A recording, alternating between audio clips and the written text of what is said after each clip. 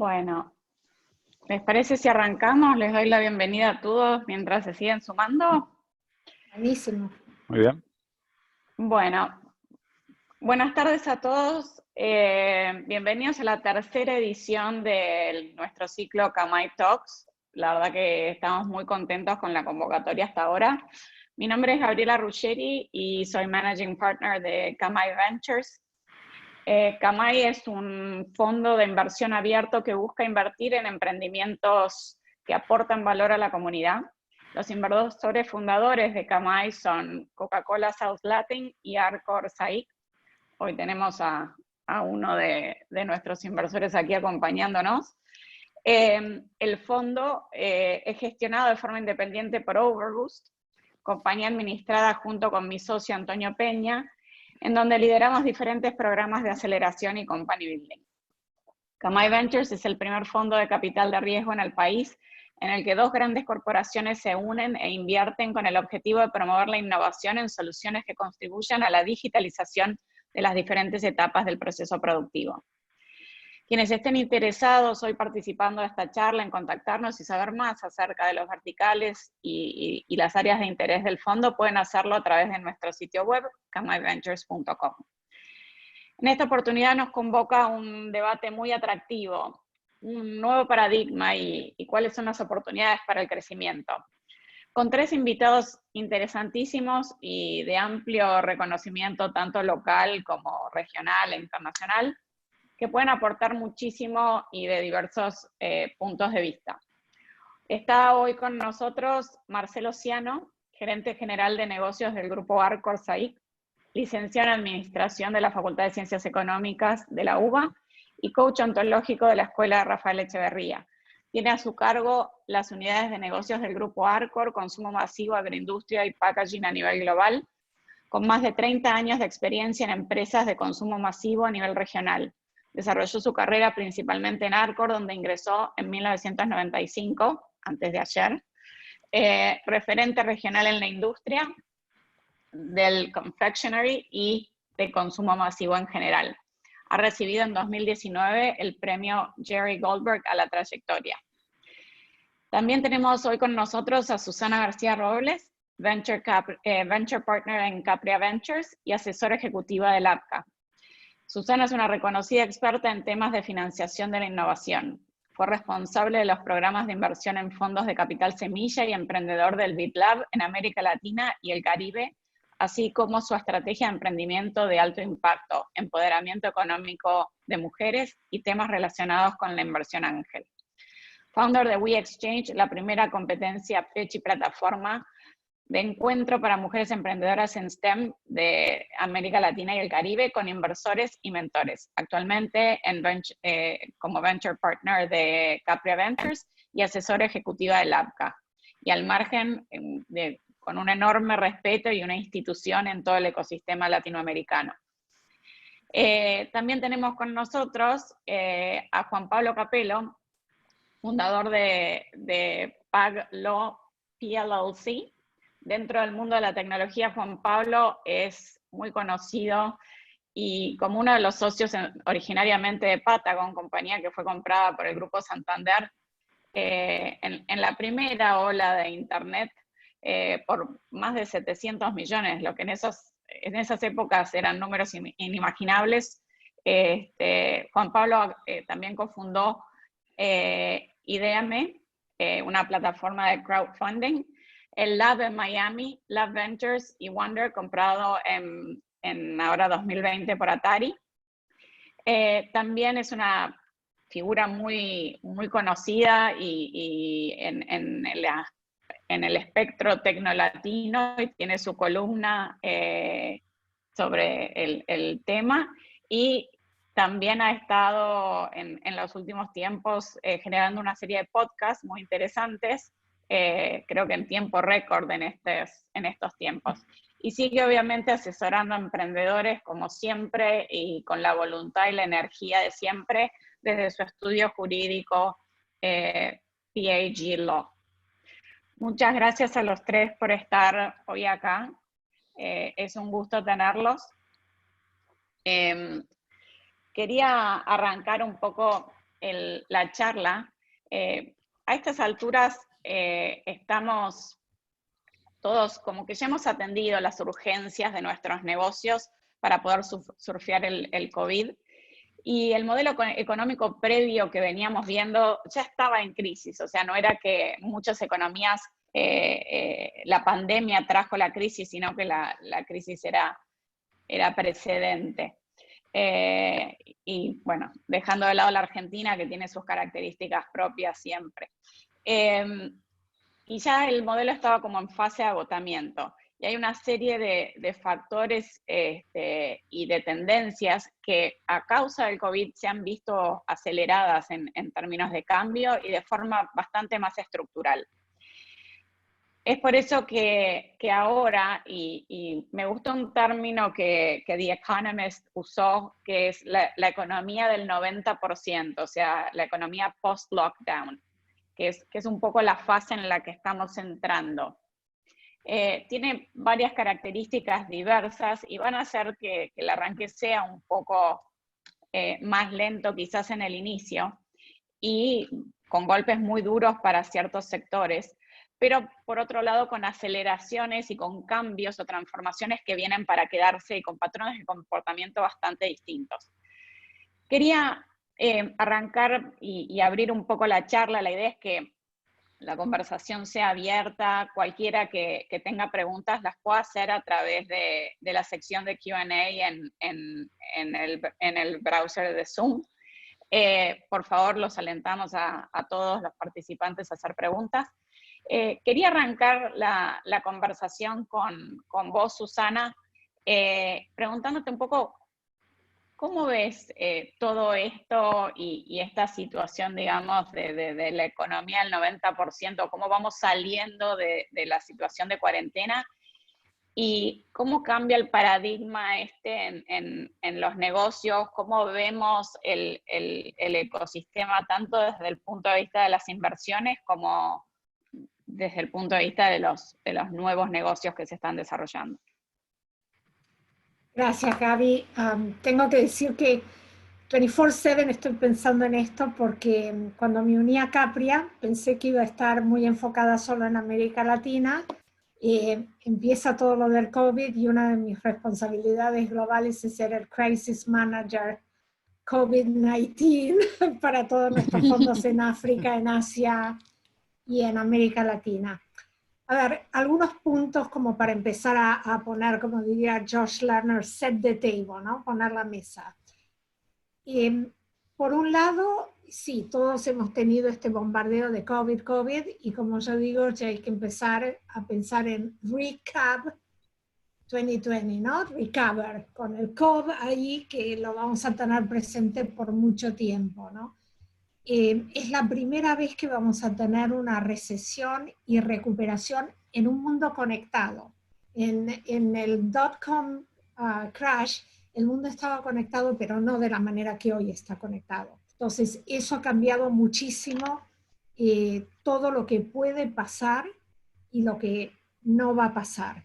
Yo creo que el 90% es algo que de la nueva economía en donde vamos a tener bolsillos, incluso en países o en ciudades que se recuperan y se aproximan bastante a la normalidad, pero la normalidad ya es un new normal, es muy diferente, no vamos a viajar de la misma manera, no vamos a socializar por bastante tiempo de la misma manera, y en esto tengo que decir, es increíble. Yo estoy en contacto con los dos grupos donde trabajo, Labka y Capria, y aparte con emprendedores y fundadores. Y cuando tomamos el tema de, por ejemplo, retomar el viaje, volver a abrir la oficina, es increíble como muchísima gente te dice, no, yo no quiero, a lo mejor por mí no, sino porque tengo a alguien en mi casa de una cierta edad, o tengo a mi hijo enfermo. Entonces, van a haber miedos y precauciones que van a ir mucho más allá de la recuperación. Y después un poco, como también lo hablé con Juan Pablo en su momento en el podcast, yo creo que lo peor del virus es que por un lado afecta a toda la humanidad al mismo tiempo. Sin embargo, Los tiempos de recuperación y los tiempos de picos son diferentes y van a crecer, van a bajar en momentos diferentes. Entonces, así como todos nos vemos hoy atacados, no va a ser que todos nos vamos a ver liberados. Va a haber siempre puntos de erupción de nuevo. Ahí es donde yo digo que más que nunca yo siempre he sido optimista y por eso dije, bueno, por algo me quedé haciendo lo que me quedé por tanto tiempo y al salir del BID sigo haciéndolo. Creo que la actividad emprendedora es la actividad más perfecta para estos tiempos. ¿Por qué? Porque este es un momento de saber reinventarse. ¿Y quién mejor que un emprendedor para hacerlo? Para tomar esto como un desafío. Hace poco hubo un artículo en el New York Times diciendo que en América Latina esto es una crisis más. Y es verdad. Y entonces sí, es una crisis súper fuerte, pero si uno tiene esa piel de elefante y resistencia, hay que tomarlo como un desafío, hay que repensarse, hay que no frustrarse con lo que está fuera de tu control, ¿no?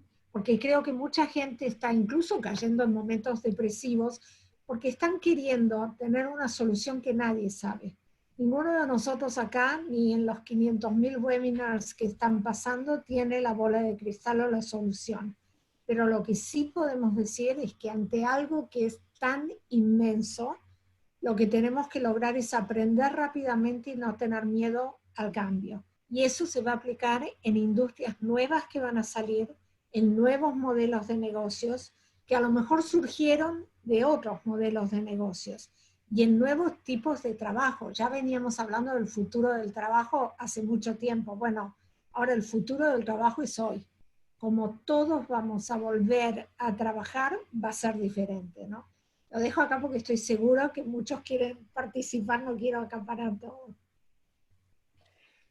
Muchas gracias, Susana. En ese sentido, ¿Puedo Marcelo... interrumpir, Gaby? sí, interrumpa nomás. Ok. No, mira, quería, o sea, estoy totalmente de acuerdo con lo que dice Susana. La razón que se están riendo es que me pidieron que no interrumpiera demasiado y obviamente no me puedo aguantar. Hay un punto fino ahí que me parece muy importante destacar, de que no solamente es la primera vez que el mundo vive una crisis de una manera conectada, pero, o sea, yo creo que tiene que ser la primera vez en la historia del ser humano de que 98% de los seres humanos están viviendo la misma experiencia la misma vez, o sea, no en la tele, pero, o sea, cuando te pones a pensar la Segunda Guerra Mundial, o sea, sí le afectaba a todo el planeta, pero no era que las trincheras estaban en las calles de cada una de las ciudades. Y eso por mi punto de vista, y hay obviamente esto que ya es un cliché, de que la oportunidad y el crisis es como son las distintas caras de la misma moneda, ¿no? Y yo me pongo a pensar de que, bueno, si el día de hoy toda empresa de alguna manera, casi toda empresa, está detenida, está enfrentando una situación complicada, para mí los que van a poder prosperar y aprovechar el momento mejor son los más ágiles, ¿no? O sea, no sé si los más adaptables, y vamos a hablar un poco de eso, pero sin lugar a duda los más ágiles. Y para mí, ¿quiénes son los más ágiles ahora? Son las compañías metidas en el sector de transformación digital. Sí, ahí, si me permitís, Gabriela, me da pie para referirme a partir de ciertos tips que vos diste macro al principio, en términos de que una fase de agotamiento previo a esta crisis, en términos de lo que era el modelo socioeconómico, o las tendencias de cambio que fueron aceleradas por esta pandemia. Creo que lo que es concreto también es que vamos a salir en un mundo más pobre, en un mundo que tiene una contracción de PBI del 3% a nivel mundial, lo cual es una contracción económica de las más grandes que ha habido a nivel internacional en la historia. Pero, como aquí estamos para hablar de oportunidades para el crecimiento, me gusta poner provocativamente el otro extremo, donde vemos categorías algunas categorías y servicios con nombres de empresas concretas como Amazon, Zoom, Mercado Libre, que en línea con lo que está diciendo Juan Pablo, están creciendo considerablemente. O hablar de la penetración del e-commerce en Estados Unidos, que en los últimos 10 años tuvo una penetración del 16% y en las últimas 8 semanas llegó al 27%. Con lo cual, como siempre, tomando estas palabras de crisis oportunidades, desde ese cliché, concretamente me gusta tangibilizarlos con hechos concretos. Dentro de las tendencias, recién hablábamos de en términos de empresa, la necesidad de adaptarse, de innovar los modelos de negocio, era una tendencia ya instalada.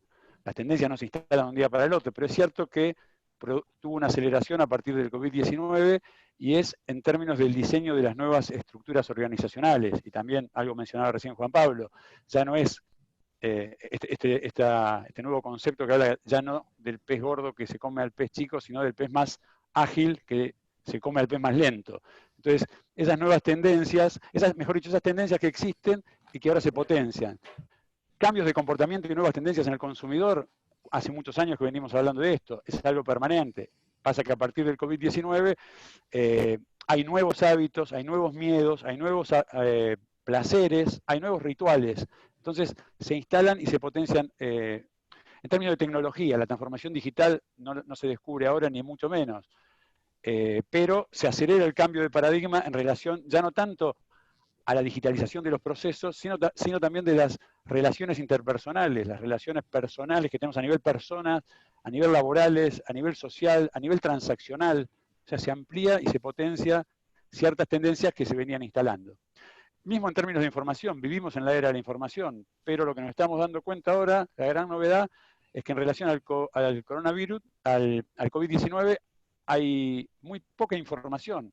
Hay una lluvia de datos, pero poca información científica, y es muy probable que en breve, que esta se esté acumulando y en breve tengamos una inundación de información que, Dios quiera, termine con la vacuna, ¿no es cierto?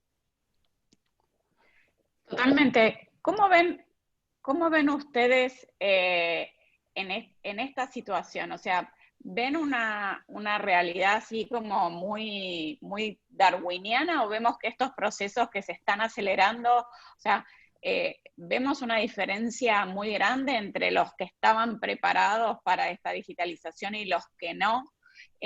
¿Cómo vemos la reconversión, digamos, en términos del trabajo y de la pequeña y mediana empresa, ¿no? Al margen de los emprendedores, que quizás también en las economías de Latinoamérica, ya para traerlo más a la región, las realidades son un poco distintas, ¿no? Y si bien hablamos de una punta de la pirámide bastante digitalizada, y sí, perfecto, Claro. Mercado Libre existe hace un montón de tiempo, pero había, digamos, el long tail era realmente largo.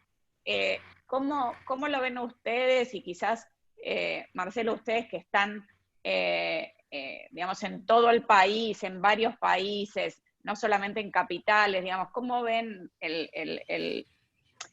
la transformación o la situación desde ahí?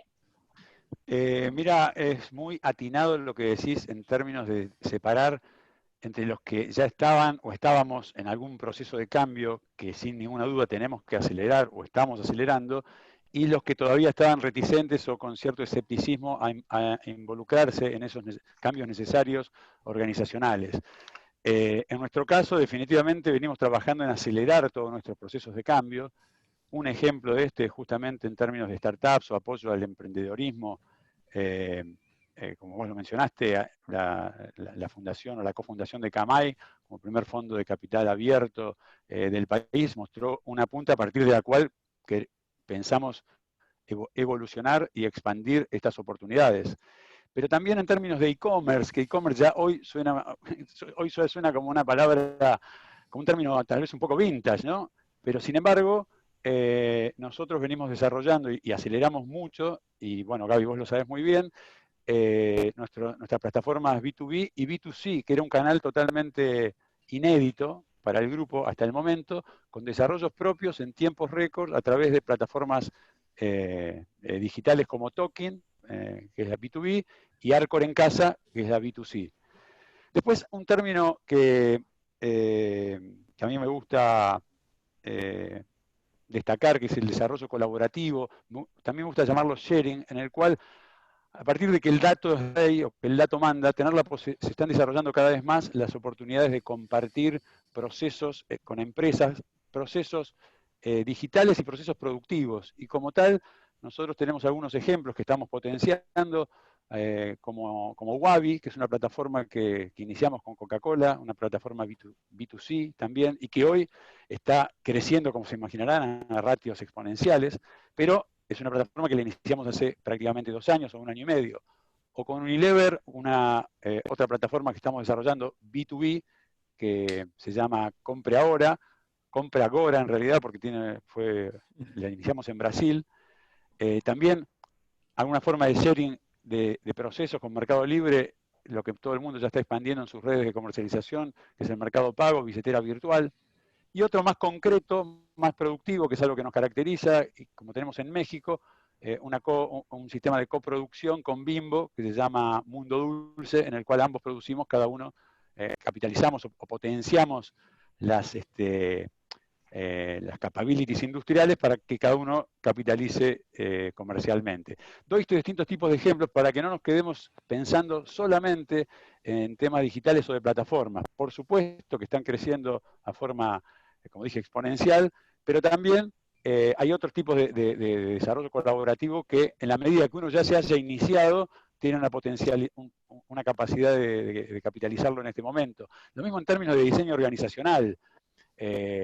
No es una novedad el home office, pero la irrupción violenta y sin alternativa del home office acelera cambios en los modelos de gestión y en términos de reducción de infraestructura muy significativas. En la medida que uno ya lo tenía en mente, lo tenía en su plan operativo, en su networking, esto lo estimula y logra resultados mucho más rápidos. Ahí a mí me gustaría contar un poco cómo nosotros estamos viéndolo con un portafolio global de empresas que obviamente, de nuevo, hay algunas que son muy techy y otras no tanto, ¿no? Entonces, no queríamos caer en el cliché que todo lo que es tecnológico le va a ir bien y todo lo que no es tecnológico no le va a ir bien. Y hemos estado teniendo workshops para nuestros propios fund managers en que cada uno presentaba, ¿no?, lo que nosotros hemos caracterizado, los ganadores que no eran tan obvios en esta crisis y los unexpected, los perdedores inesperados. Y uno de los perdedores inesperados, no voy a decir en qué país, pero era de nuestra región, de América Latina, era una compañía que de lejos parecía tenerlo todo para ganar por el sector donde estaba, porque operaba con tecnología, y sin embargo en su propio país tenía uno de esos mega gigantes que es obvio que en 2-3 meses la va a adquirir. Esa compañía no va a crecer a hacer lo que podría hacer a lo mejor en otro país con menos competencia. Y después en India teníamos una compañía que el CEO muy amable nos contó todo su drama. Claro, era como lo típico que a mí me odia cuando comparan y dicen, mi compañera like Uber. Ok, bueno, está bien, pero era como un Uber de India. Imagínate lo que le pasó cuando India fue en lockdown, y sin embargo, él en una semana perdió 90% de sus revenues. Y de golpe, claro, antes que otros que tenían negocios similares, él tuvo que despedir gente, se quedó con una flota más pequeña y dijo, bueno, yo ahora me voy a ir a todas las farmacias y a todos los hospitales y a todos los supermercados. Y en 3 semanas ya estaba recuperado a 70% de su revenue. ¿Es un winner que nos va a dejar con sensacional? No, pero ahí se demuestra que no es tanto entrar en el cliché de 5 o 6 sectores que seguro van a ser los ganadores, sino que está en el chip de adaptación. Entonces, en ese sentido, es darwiniano. Porque si este señor en India hubiera tomado 2 semanas más en pensar eso, que ahora a nosotros nos parece súper obvio, alguien con un negocio similar hubiera tomado ese mercado. Y hay otro punto ahí que quisiera destacar, de que hay que también tener muchísimo cuidado con estas tendencias de cuáles van a ser los sectores ganadores, Porque muchas veces esos artículos salen en TechCrunch, en estos medios de tecnología, hablando de un mundo muy adinerado. O sea, Marcelo tocó, y me parece muy bien, el tema de trabajando de la casa. Bueno, seamos realistas, el 50, 60, 70% de los consumidores en América Latina no van a tener ese lujo. Tienen que ir y andar en el sector, en el colectivo, a ir a trabajar en la casa de alguien, o ser un taxista, etc. O sea, hay muchas de estas tendencias, y por eso me encantó, Gaby, que tú arrancaste hablando de la economía del 90%.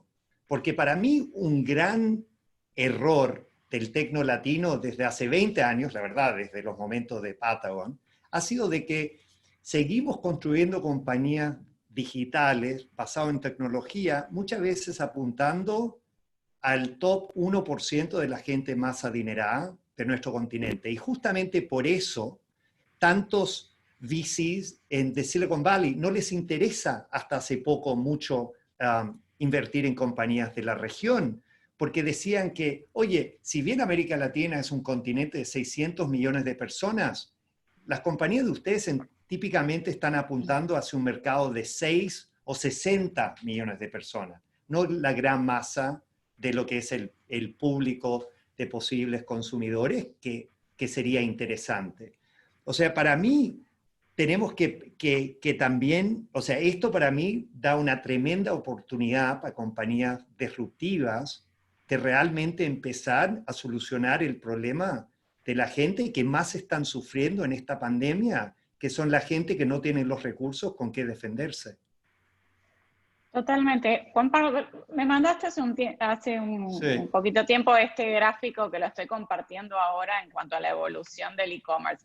Bueno, y Marcelo lo citó perfectamente, o sea, efectivamente, a esto me refería. Claro, esto me hace acordar, hay un refrán que hay décadas que nada pasa y hay semanas que todo pasa, ¿no? Y cuando te pones a pensar acá, en 10 años hubo un aumento de más o menos una penetración del 10%, 9% de e-commerce. Y luego en 8 semanas, no una semana, pero en 8 semanas, claro, casi se duplica. O sea, eso es lo cierto, que por bien o por mal, o sea, ese refrán chino también, may you live in interesting times, porque como la historia de los chinos es tan largo, que uno puede vivir un siglo y que no pasa nada. Y acá, por bien o por mal, en las últimas 8 semanas tuvimos en lo que fue el desarrollo de 10 años de la penetración de e-commerce. Totalmente, cada semana cuenta. Y quería ir con eso un poco de lo que mencionábamos de la economía del 90% y de las cosas que esto va trayendo aparejadas. Mi sensación, y un poco hablando con diferentes personas, es que hay algunas personas que veníamos en esta transición y que quizás tenemos ciertos skills y veníamos preparados para esto, pero hay otros que no tanto. Y la reconversión de talento que se venía dando en la sociedad venía a un ritmo. Y creo que no solamente en el e-commerce, creo que en las habilidades de las personas, digamos, del workforce a nivel global, regional, también se produce un quiebre. ¿Qué ven ustedes, y quizás Juan Pablo, desde la experiencia de la primera etapa .com, en donde le hablábamos chino a todo el mundo, que le hablabas de internet y todas estas cosas, a hoy, ¿cómo ves las habilidades necesarias con todos los founders y emprendedores con los que vos hablás y tratás? ¿Cómo se tiene que ir reconvirtiendo el talento? ¿Qué tipo de talento vamos a ir viendo hacia adelante y qué se necesita? ¿Qué ves en esto? O sea, me encantaría, Marcelo, ¿por qué no tomas esta palabra y yo reacciono? Porque yo creo que tú estás realmente en las trincheras y haciendo lo que para mí es... Me leíste la mente, tenía ganas de aportar en ese punto, justamente. Yo creo que así como justamente escuchaba recién Gaby y pensaba en capabilities, que no digo que no hayan sido consideradas oportunamente, pero que hoy tienen otro peso relativo, como por ejemplo la sensibilidad. Sensibilidad, sí, sensibilidad para percibir el cambio para percibir la sensación, para percibir el camino. A la vez, podría ser contradictorio, pero no lo es, el pragmatismo para resolver en situaciones de cambio. Y primo hermano del pragmatismo para resolver, la agilidad. ¿Agilidad para qué? Para competir, porque también esto es un juego de competencia, que no tiene que ser el pez más gordo, pero sí el más ágil.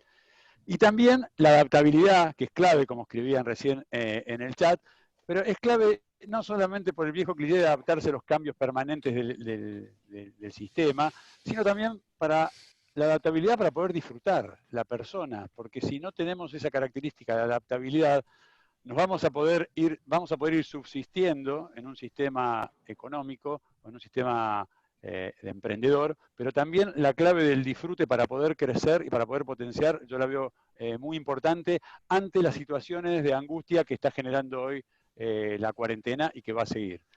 Y por último, algo que también me parece interesante pensar, yo lo estoy pensando, como capability, voy a decir algo que parece obvio una vez más, que es la responsabilidad. Pero la responsabilidad, qué obviedad. Sí, pero la responsabilidad, viéndola como una característica que nos permite interpretar y defender las necesidades personales básicas, físicas, mentales y emocionales. O sea, se amplía el espectro. Cuando estamos, es cierto lo que dice Juan Pablo, lo de la cuarentena o del home office, yo lo marqué más desde el punto de vista de las empresas, pero cuando estamos incluso en esa situación, que es mucho más acomodada que la que vos mencionabas, por supuesto, ahí también se producen situaciones de angustia y surgen otras necesidades que hasta ese momento no estaban consideradas. Entonces, tener la responsabilidad de defenderlas o de no ocultarlas, porque es la nueva realidad, entonces no tiene sentido seguir ocultándola. Me parece que son algunas capabilities, algunas blandas, otras un poco más duras, pero que cobran valor.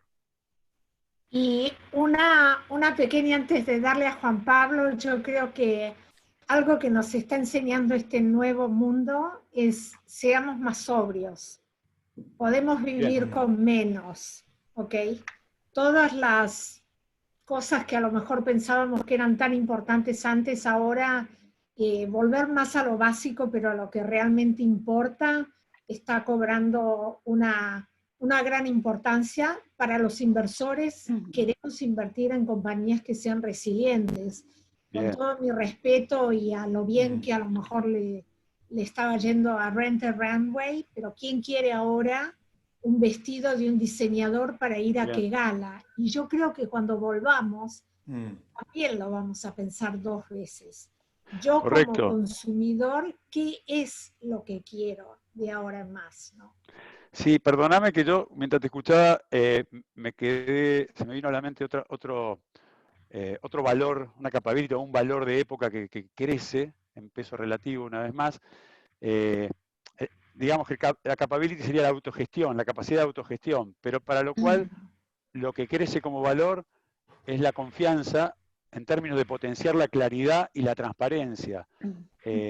Asignarle a la palabra el valor que tiene. Acá tal vez utilice algún término ontológico, y que es que la palabra genera acción, y la acción constituye la realidad.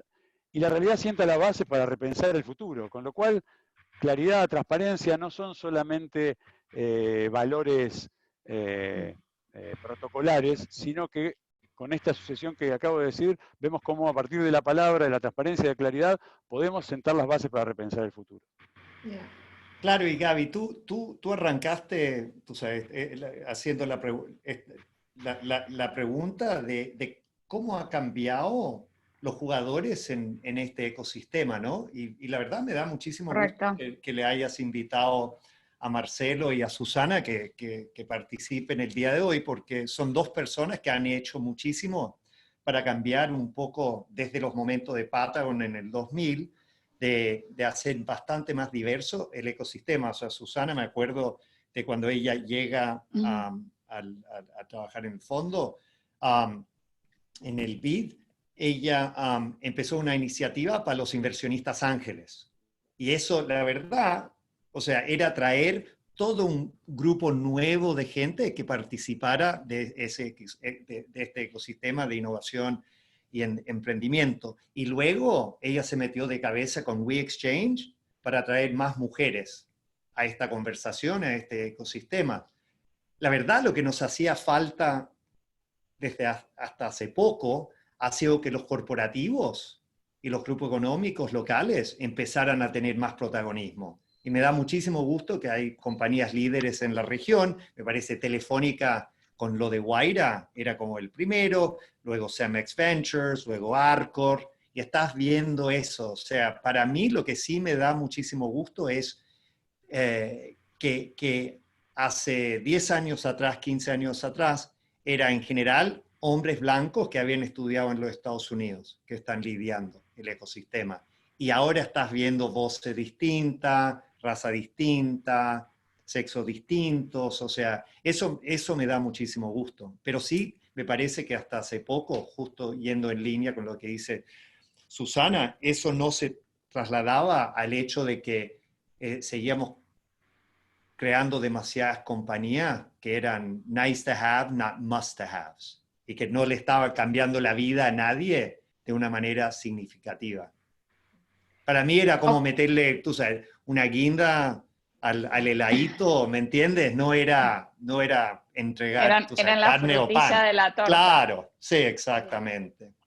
No, en esa línea eso es muy importante. Creo que, bueno, varios de los actores que están hoy acá, Juan Pablo, vos desde el marco jurídico también, Susana desde todas sus acciones creando fondos y Marcelo con toda la experiencia corporativa, creo que también nos dimos cuenta ya hace bastante tiempo y quizás, Susana, vos podés atestiguar esto de primera mano, pero que el ecosistema latinoamericano iba a ser diferente a otros ecosistemas y entonces justamente la integración de muchos más players y traer los jugadores que realmente mueven la aguja a la mesa era realmente importante.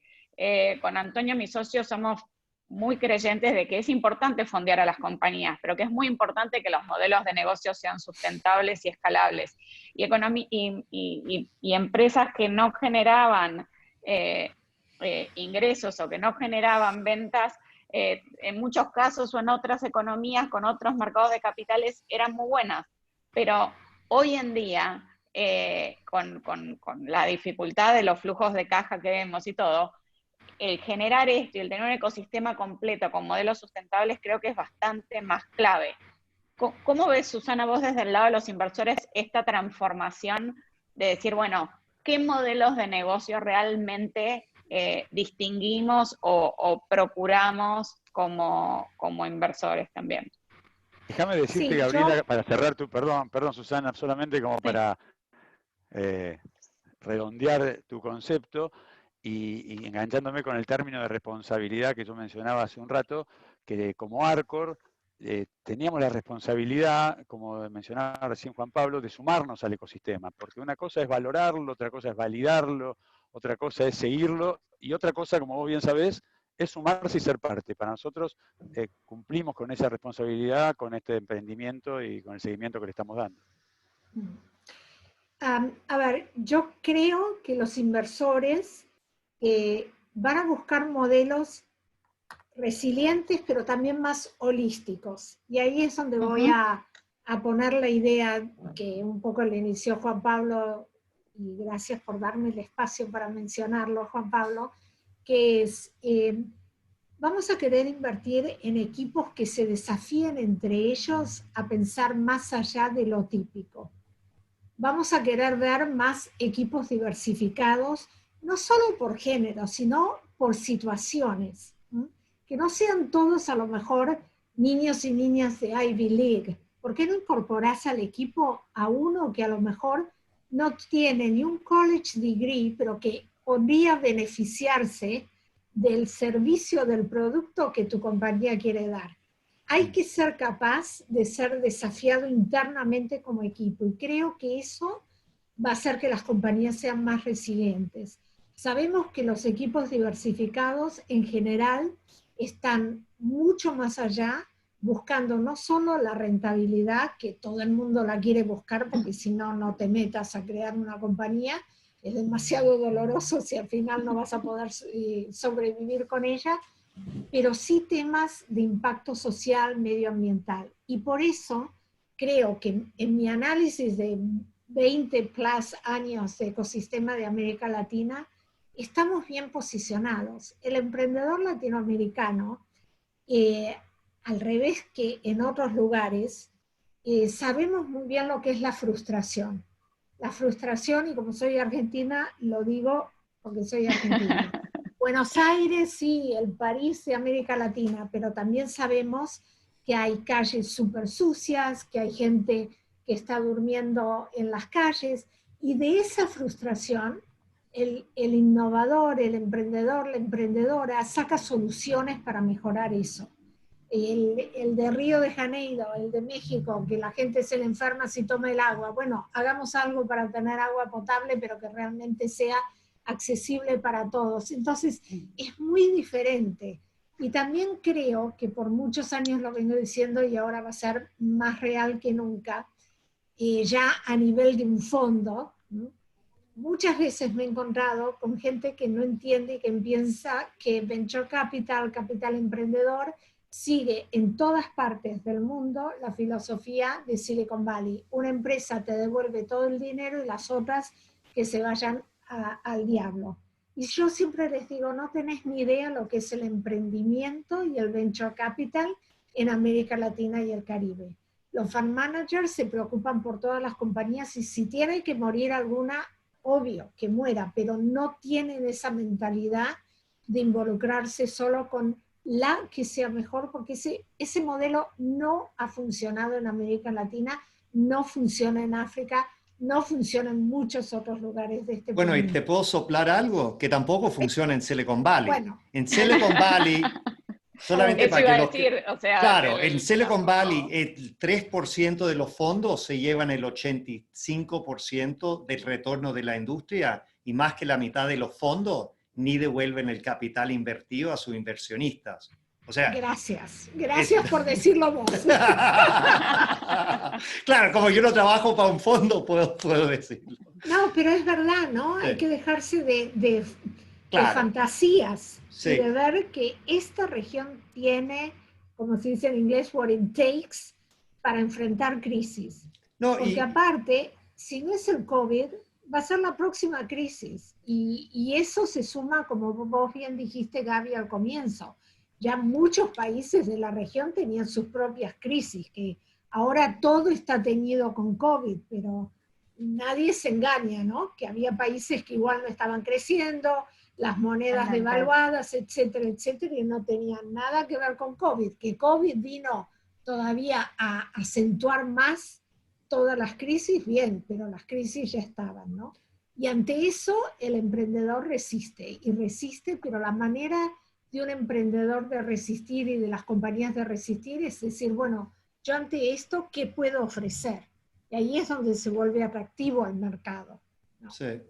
Y yendo muy en línea con lo que tú dices, hace unos años atrás yo escribí un artículo donde decía, y empecé a realmente hablar del tecno latino para marcar una diferencia, porque en aquel entonces se hablaba de Palermo Valley, de Silicon Valley, tratando de replicar para mí este modelo fallido y traerlo hacia América Latina. Y yo decía, en América Latina esto no va a funcionar. O sea, solamente funciona en Silicon Valley porque tienes los éxitos de un Facebook, un Twitter cada cierto tiempo, y eso como trae tanta imaginación que gente está dispuesto a meterse en un modelo económico que casi no funciona. Y lo que yo planteé y di como el ejemplo de la industria de cine de la India, Bollywood.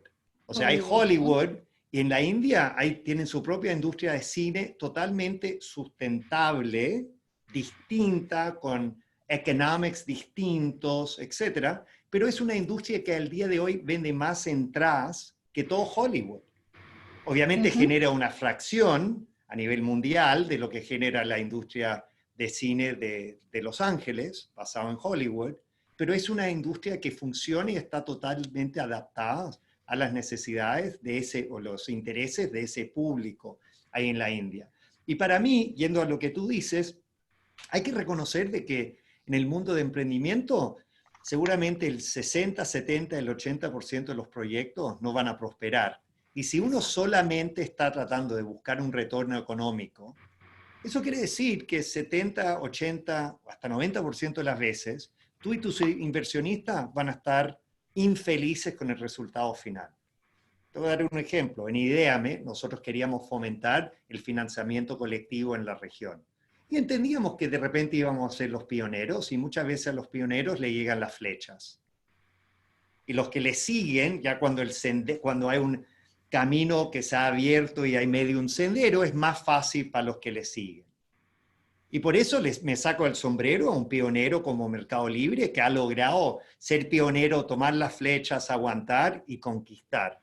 Pero eso no es en general la historia. Bueno, Ideama sigue operando el día de hoy, no ha sido económicamente el éxito que buscábamos, pero estamos todos muy, muy, muy contentos con ese proyecto. ¿Por qué?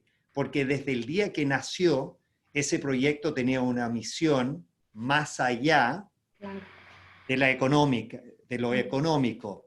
Y me parece que estoy totalmente de acuerdo contigo. En estos momentos de reflexión, o sea, espero que todos nosotros de este ecosistema hemos alineado un poco más nuestros valores y que empecemos a trabajar con, tú sabes, con gente más diversa, crear compañías que realmente solucionan problemas de verdad, y tratando de cambiarle la vida a una masa crítica de gente, y que estemos todos buscando algo más allá que un retorno económico.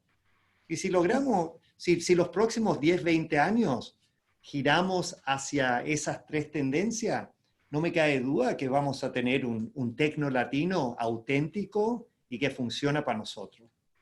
Y si pudiera agregar a eso, porque tú, Juan Pablo, mencionaste el tener ángeles, mujeres, corporativos. En este momento yo creo que también los gobiernos tienen que darse cuenta de su rol y de una colaboración con el sector privado, de entender lo que es el emprendimiento, las compañías jóvenes, las pymes, y de no ponerles clichés. Yo en mis 20 y pico de años en el BID, muchas veces, obviamente más al comienzo que últimamente, pero ahora últimamente ha habido como un resurgimiento de gobiernos que ven al emprendedor como al chico rico que como no tiene nada más que hacer, quiere emprender. Y eso va en contra de la sabiduría mundial, que el emprendimiento, las pymes son el tejido de la economía de todos los países. Se necesitan. Entonces, de la misma manera que un emprendedor no tiene que imitar el feel and look de uno de Silicon Valley, ponerse el sweatshirt con no sé qué, con el hood y hacerse el hip. Yo pido a los gobiernos que miren este tema de emprendimiento seriamente como una posibilidad de salir adelante. Me acuerdo que hace un tiempo, cuando España estaba en una de sus peores crisis, fui invitada por el IES a hablar de inversión ángel, y alguien de la OECD, un italiano súper gracioso, dijo: a ver, España, ¿ustedes se quieren recuperar?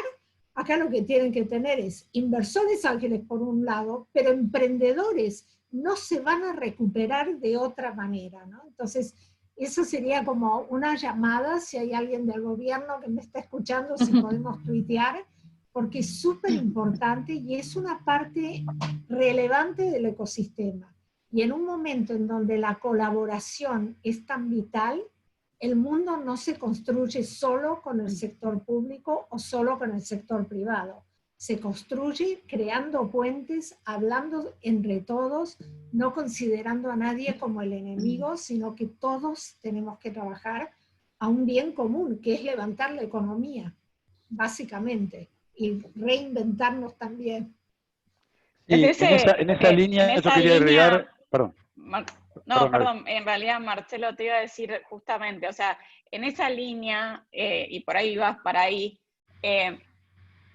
¿cómo vemos, o sea, qué deberes tienen que hacer las economías regionales o menos desarrolladas ante esta situación, para que justamente podamos potenciar el emprendimiento, ¿no? Y que sean el motor de la recuperación económica?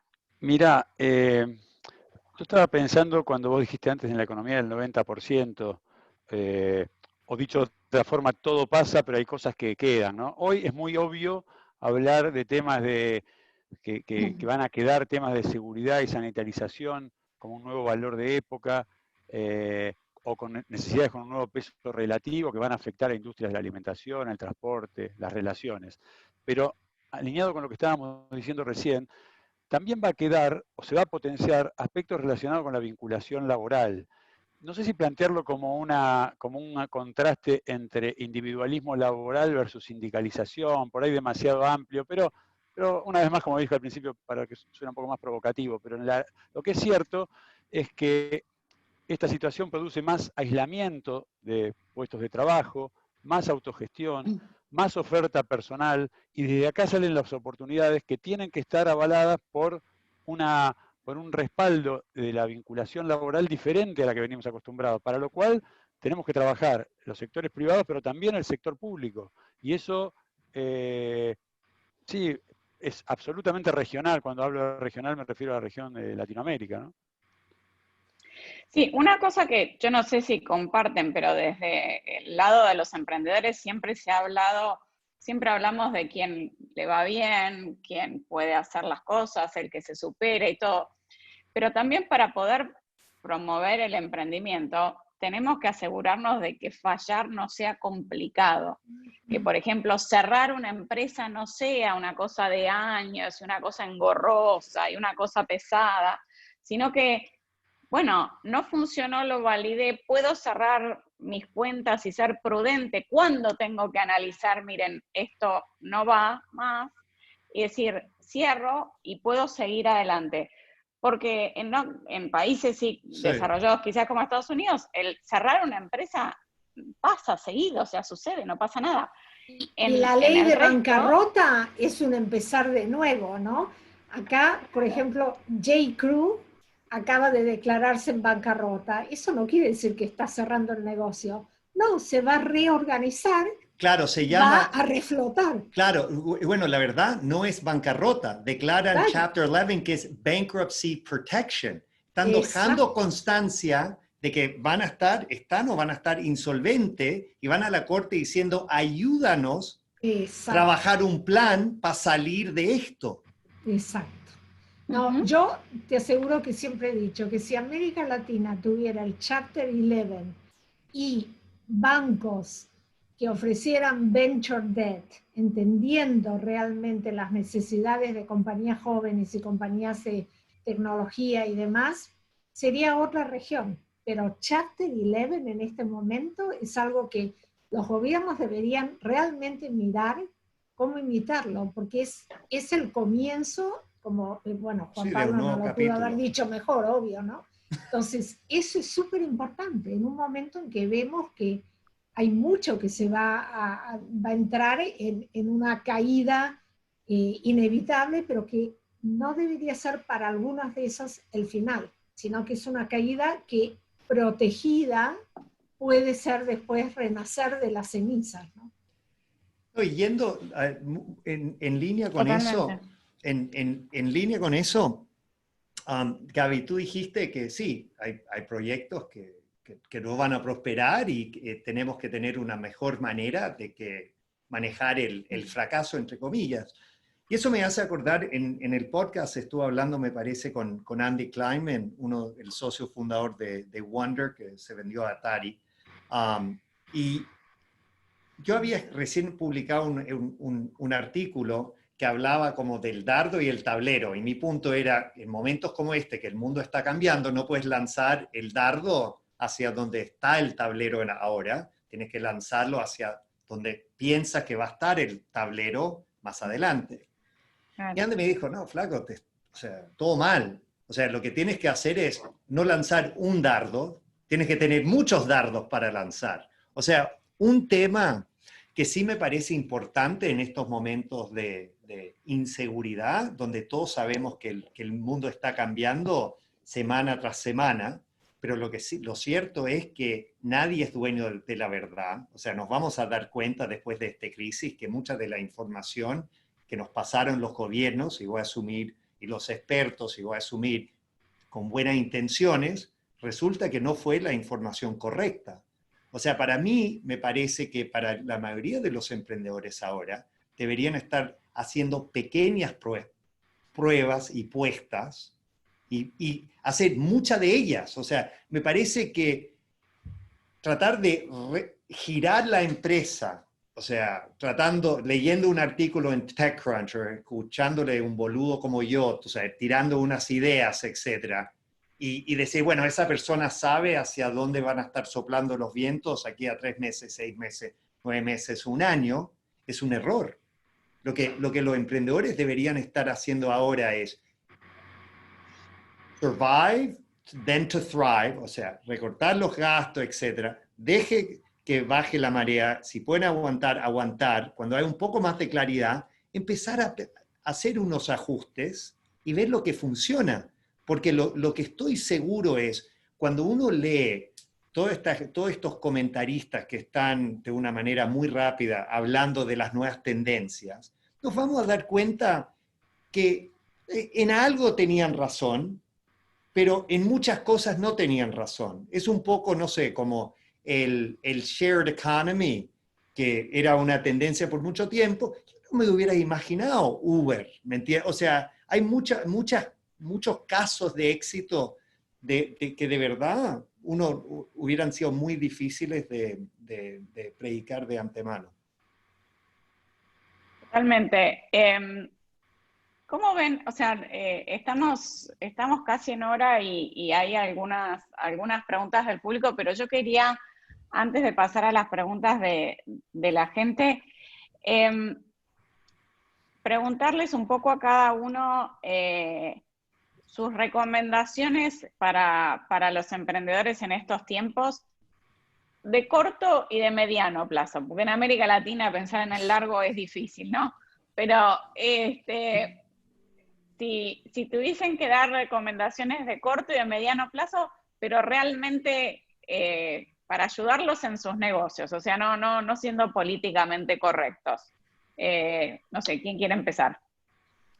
Bueno, te diré que hemos estado hablando con muchos emprendedores y con muchos Me de los que imagino. tienen muchísimos emprendedores, y a todos les digo que van a escuchar algo que no, a lo mejor no les va a gustar, que es un poco mencionado ya por otros. Hay que ser pragmáticos. Ok, tu modelo, ¿funciona o no funciona? Eso no quiere decir tu modelo ahora está en el mejor momento, sino tenés un go-to-market que va a ser validado hoy y en el nuevo mundo, y si no, es el momento de pivotear, como dice Juan Pablo, ¿no? Pivotear, cambios aquí y allá hasta encontrar el perfect tweak. Pero yo creo que es un momento en que realmente los fundadores de las compañías se están viendo enfrentados con a cuánta gente despido, cómo me encargo de avisar esos despidos. Hay un post súper interesante que dice 50 posibilidades que deberías pensar antes de ir directamente al despido. Pero para muchas compañías va a ser la número 51, tener que despedir gente. Pero entonces, no tener miedo a quedarte a lo mejor con menos gente, pero a lo mejor como alguien hoy me decía, ¿no? Lo que hicimos fue poner un furlough por un año a la mitad de nuestros empleados y fue una locura. Bueno, en nuestros países muchas veces el decirle a una persona, bueno, tomate 3 meses y volvé, definitivamente sabemos que esa persona no va a poder sobrevivir, ¿no? Entonces, es un momento en que hay que ser pragmático, es un momento en que hay que mirar los números duro y puro y conocer los números de tu empresa, conocer en dónde podés cortar. Ya hay mucho emprendedor que a mí me ha dicho, yo ya el alquiler de la oficina desapareció, no volvemos.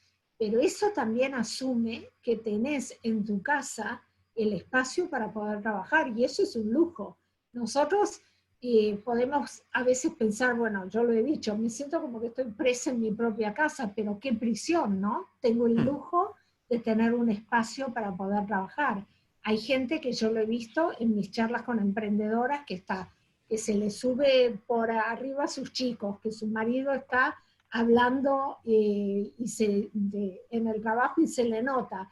Una vez que vive en New York, me dicen, perdóname que parezco media rara, estoy en el closet porque mi departamento en New York es tan chiquito y mi marido tiene otro conference room, ¿no? Entonces, esas situaciones sí son estresantes, pero yo creo que el emprendedor va a tener que ser súper pragmático, conocer como nunca sus números.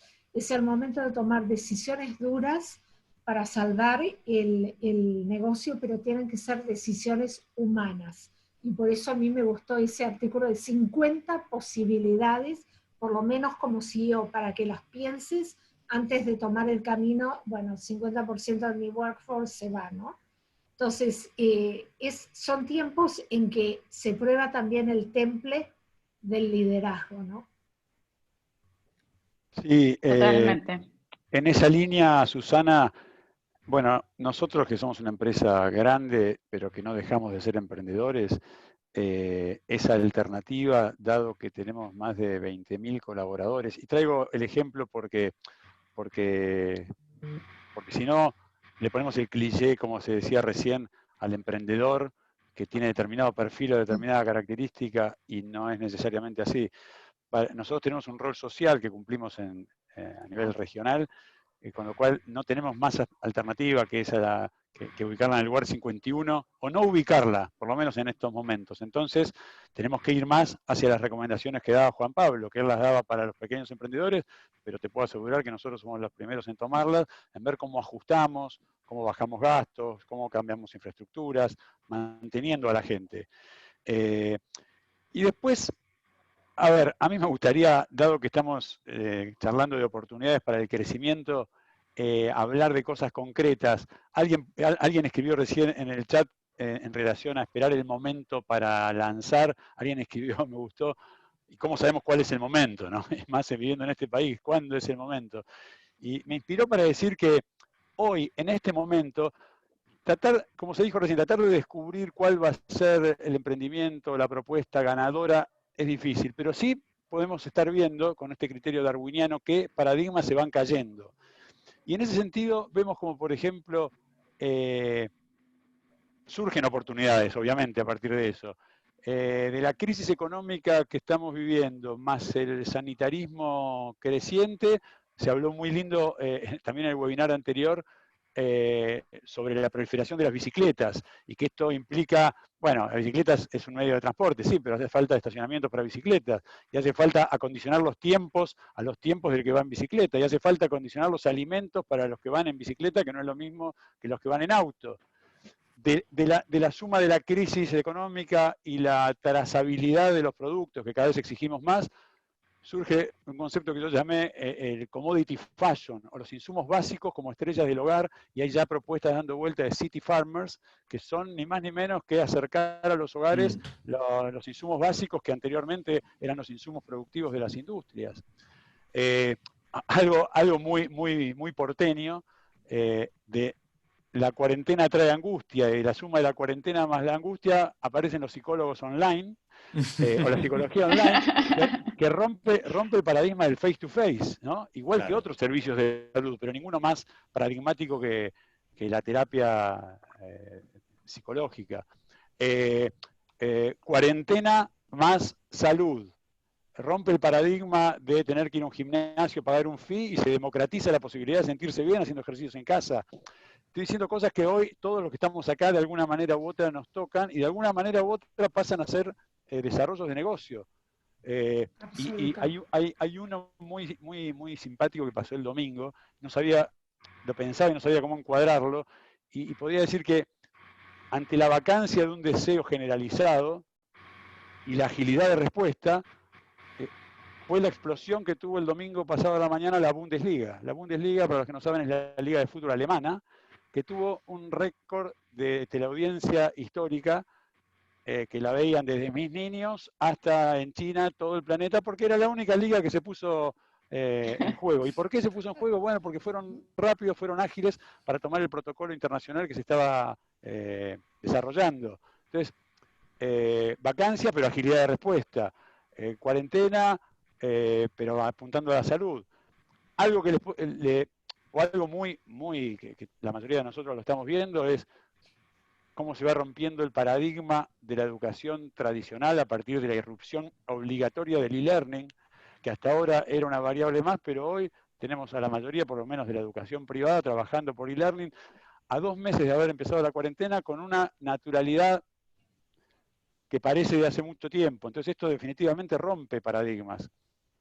En fin, quería de alguna manera expresar esto como ejemplos de oportunidades que van surgiendo, que algunas son muy chicas, si uno quiere, si las ve como la oportunidad en sí mismo, pero si ve el paradigma que se va rompiendo, hay un proyecto para desarrollar y una oportunidad de crecimiento importante. Por lo menos, esto no lo digo a nivel personal, lo digo como nosotros, una empresa como ARG, como les dije, más de 20.000 colaboradores, que estamos en toda Latinoamérica y exportamos a todo el mundo, estamos apuntando a estos paradigmas que se caen para ver de qué manera nosotros podemos aportar, apostar o participar en el desarrollo de estas nuevas oportunidades. Y Gaby, yo quisiera, eso me encanta porque Marcelo está hablando de lo que uno puede hacer y pensar. Yo la verdad quiero hablar yo no soy tan creativo ni inteligente, y muchas veces me gusta enfocarme en lo que los emprendedores no deberían estar haciendo, ¿no? O sea, eso porque muchas veces para decidir qué hacer, bueno, por lo menos descartemos lo que no se debería estar haciendo. Me parece hay que reconocer que en los últimos años en el tecno latino había una distorsión por la llegada de algunos megafondos como SoftBank a la región. Has visto, o sea, en el 2017 hubo más o menos $750 millones invertidos por fondos de venture capital a lo largo de toda América Latina. Un año después había más que duplicado, era 1.8 mil millones. El año pasado era más de 4.2 mil millones de dólares, con unas rondas acercándose al $1.000 millones. Y lo que empezamos a ver en América Latina eran estos modelos replicando lo que pasa en los Estados Unidos, donde se vende un billete de $1 por 80 centavos. Y les voy a dar 2 ejemplos para que se den cuenta, y créeme que hay ejemplos como estos en América Latina de compañías que se han convertido bastante emblemáticas en los últimos años, donde esos modelos de negocio no hacen ningún sentido. Todo el mundo habla, por ejemplo, en el delivery, que la entrega a domicilio ahora le está yendo súper bien, etc. Miremos los números de Uber Eats y de DoorDash, dos de los líderes en los Estados Unidos. Uber Eats, que es la división más rentable de Uber a nivel mundial, en el último trimestre del 19, o sea, antes de COVID, perdió $500 millones con ventas de $730 millones. O sea, para darles una idea, ellos gastaron 1.2 mil millones de dólares para vender 700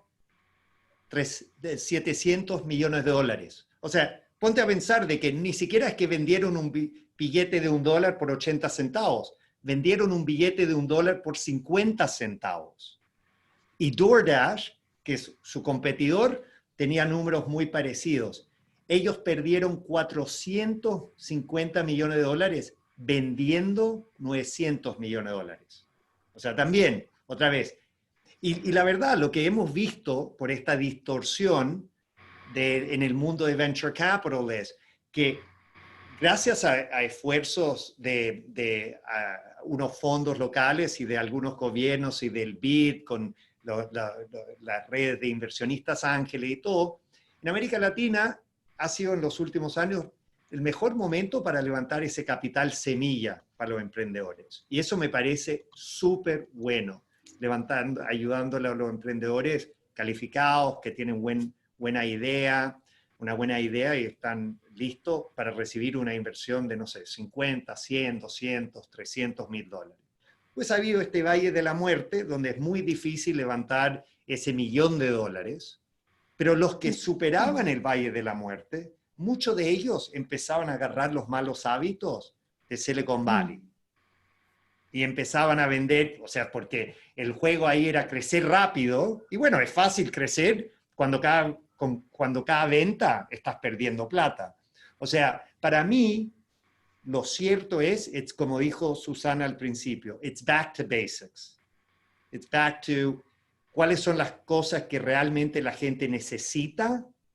Se van a enfocar en eso. Los emprendedores se deberían enfocar en su misión y en modelos económicos más sustentables. Totalmente, totalmente de acuerdo. Muchas gracias. Vamos a algunas preguntas del público que venían haciendo algunas preguntas desde antes. A ver, las voy tirando y las van tomando quien más le apetezca. Dicen, dada la crisis, ¿seguiremos con techos bajos de exit en los startups de la TAM?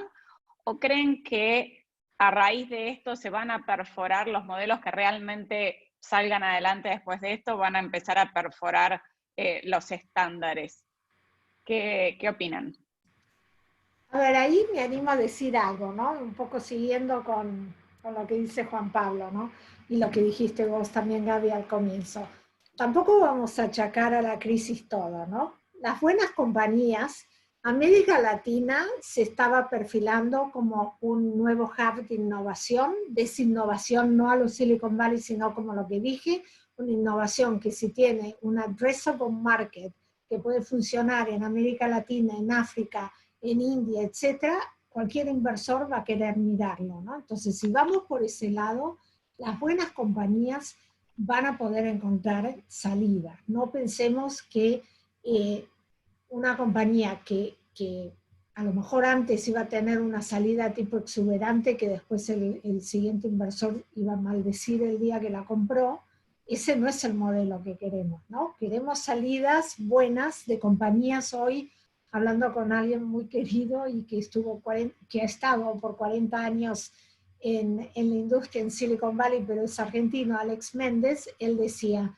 nuestro orgullo en Storm Ventures, en su fondo, que han tenido 6 fondos, siempre fue que cuando vendimos compañías, que las compañías después siguieran después de nosotros creciendo, porque ese era parte del valor que dejamos en el mercado, ¿no? En cambio, habíamos empezado a ver esa exuberancia de, bueno, se vende a lo que sea, altísimo, después la compañía se hunde porque no tenía fundamentos básicos, ¿no? Entonces, yo creo que este es un tema que lo bueno va a seguir siendo bueno, no importa cuándo. Que el COVID pueda retrasar el completar un proceso es diferente. Pero yo creo que las cosas buenas y resilientes más que nunca van a poder encontrar inversores interesados, ya sea de adquirir esa compañía o de ayudarla a crecer, ¿no? Totalmente de acuerdo. Marcelo, esta pregunta va directo para vos.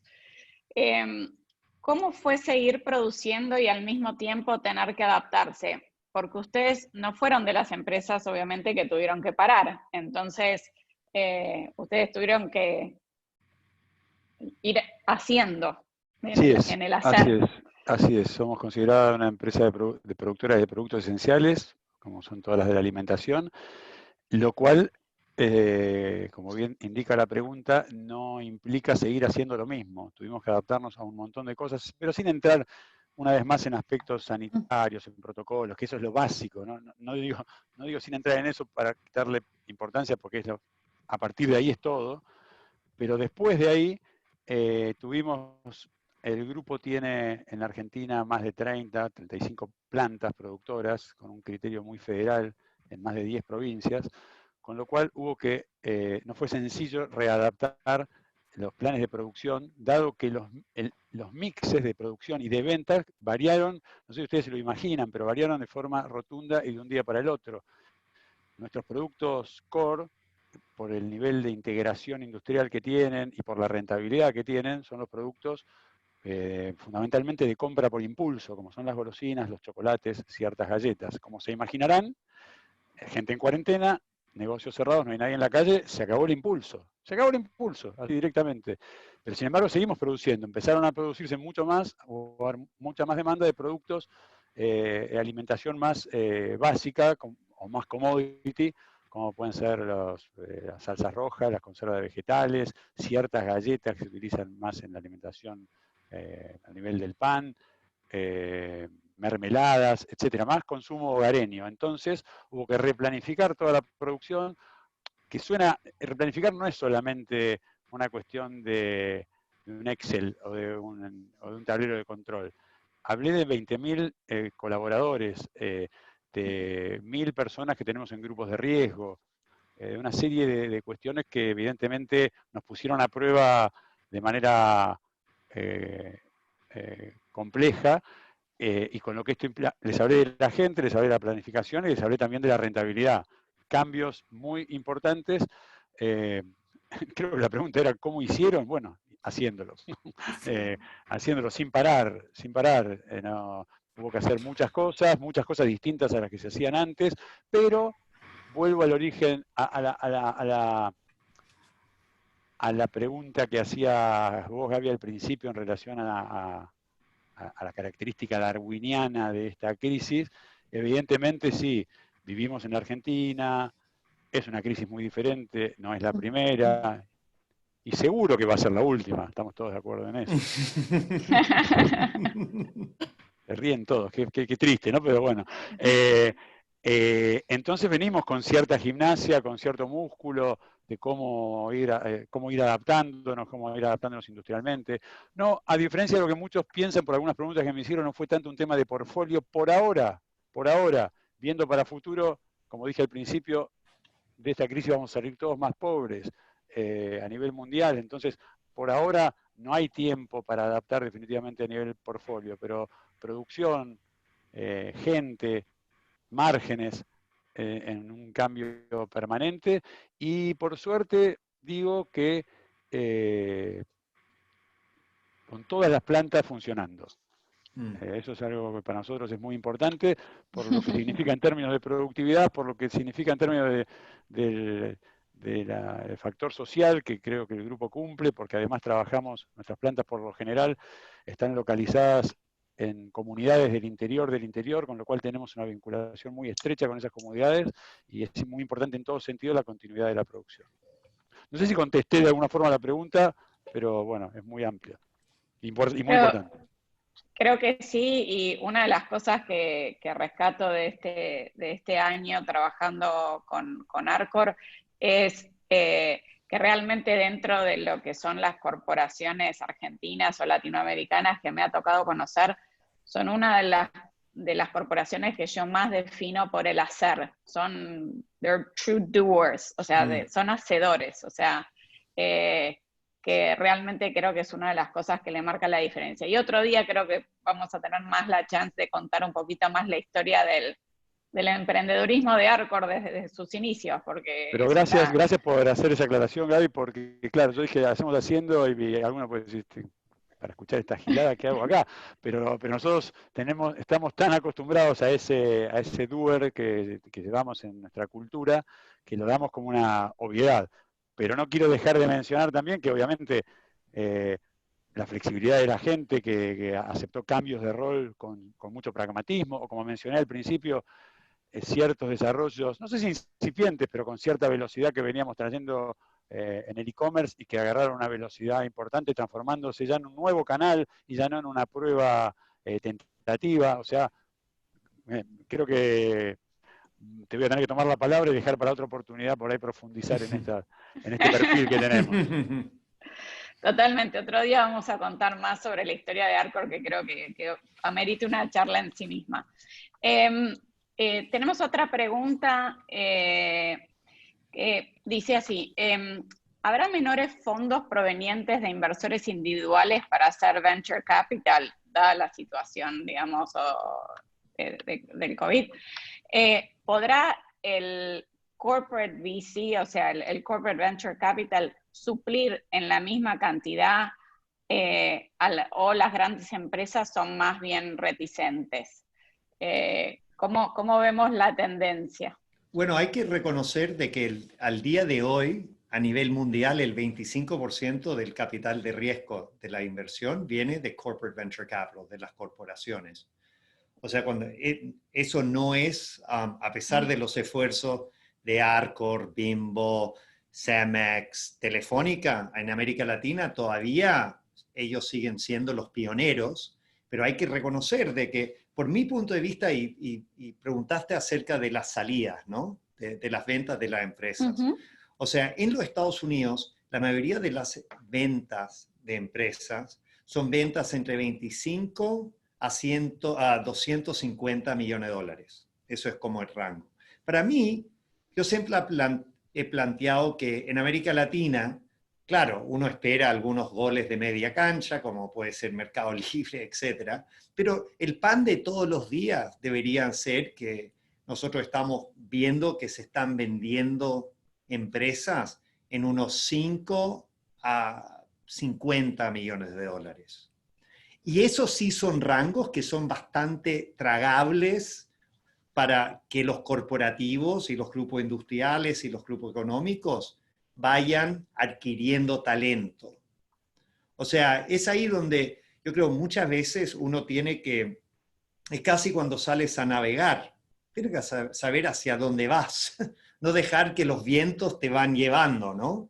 O sea, y me parece que sí, y particularmente en línea con lo que dijo Susana, muy bien acerca de misión, el porqué detrás de empresas, etc.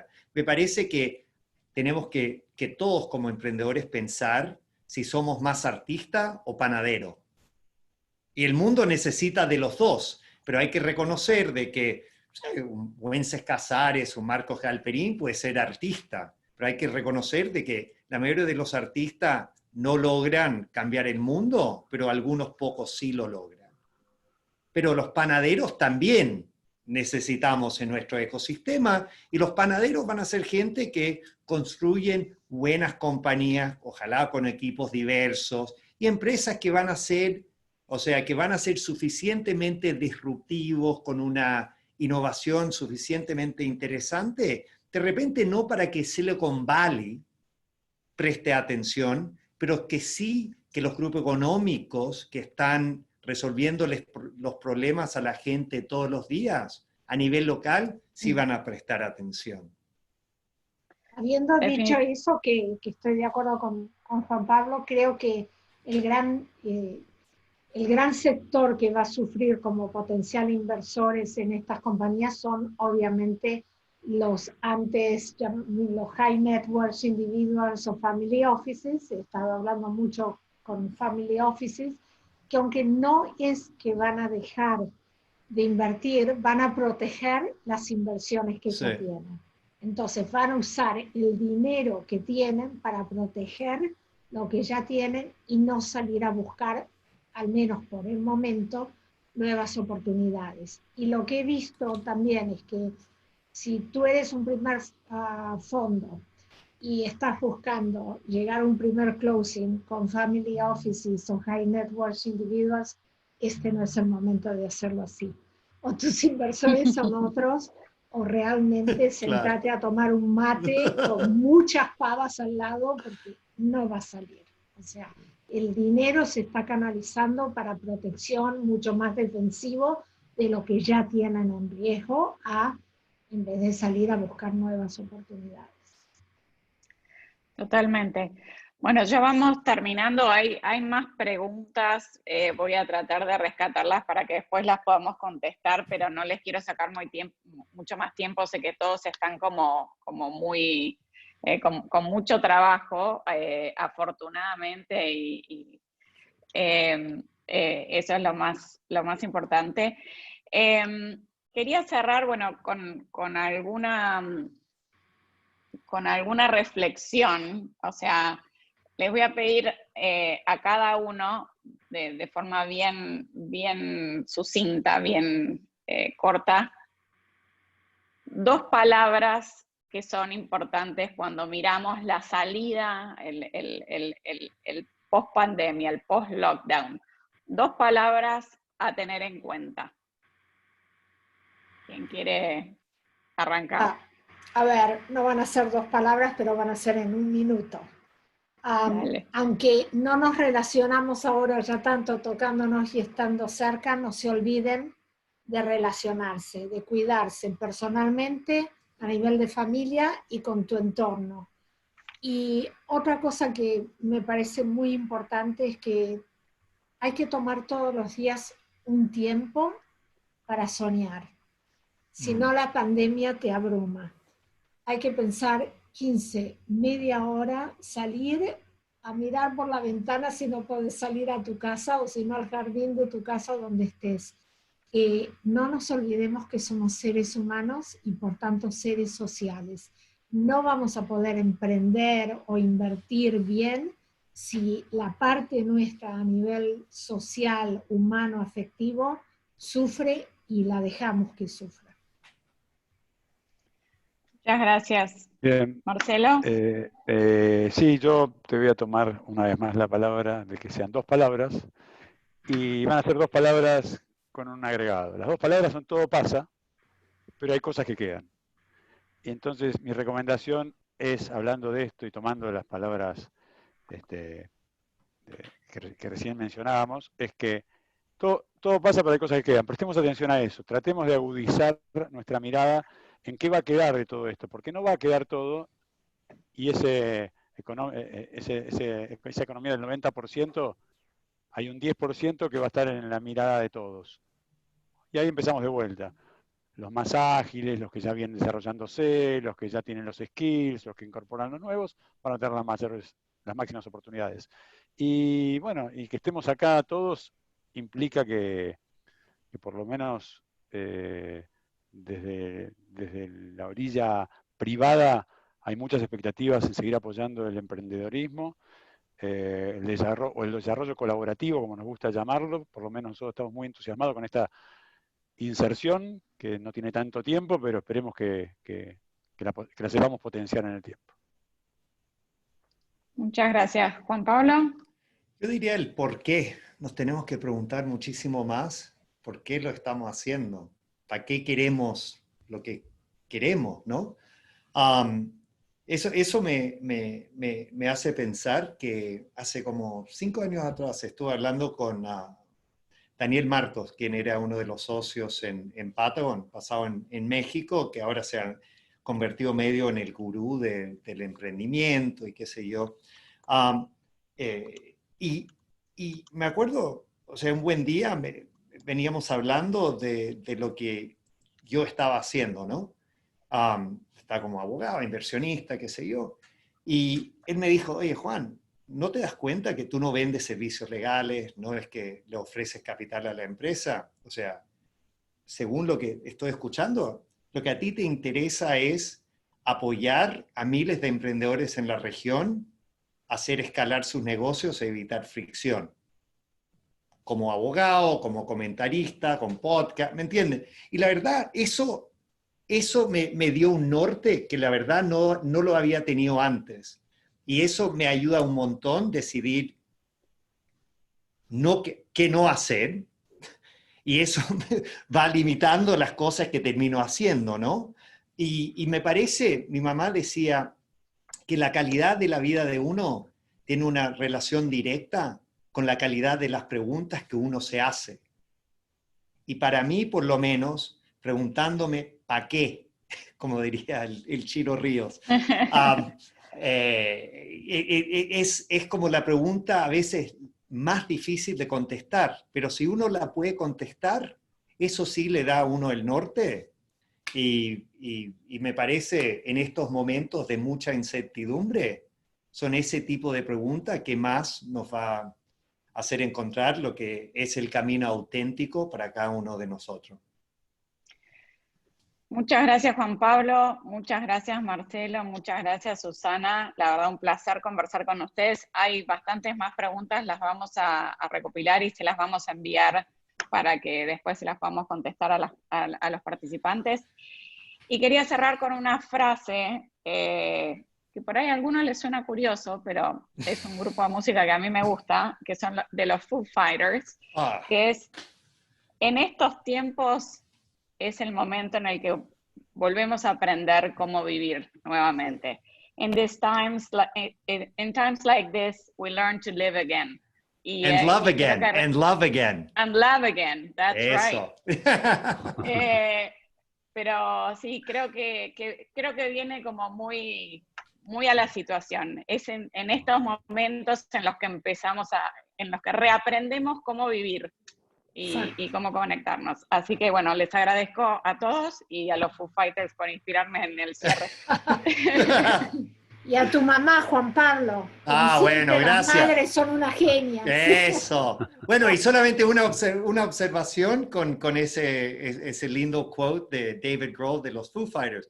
Hay que acordarse que él fue baterista de Nirvana. Y él escribió esa canción poco después de la muerte de Kurt Cobain. Y nadie esperaba. Y al día de hoy los Foo Fighters han vendido el doble número de los discos que Nirvana. No digo que han sido tan influyentes en el mundo de la música, pero nadie se hubiera imaginado cuando Kurt Cobain muere de que David Grohl, el baterista que nadie conocía, podía aprovechar ese momento de crisis y lanzar los Foo Fighters. Totalmente. ¿Quién iba a pensar que iba a tener dos grandes bandas en su vida? Sí, Así pero que, bueno, por eso es claro que en estos momentos de crisis, o sea, se puede lanzar no sé, el próximo Mercado Libre, el próximo Foo Fighters. O sea, lo mejor de la vida nos espera. Absolutamente. In times like this, we learn to live again. Muchas gracias a todos. Muchas gracias a ustedes. Gracias. Gracias por estar ahí. Hasta luego. Gracias a todos los que nos escucharon. Muchas gracias.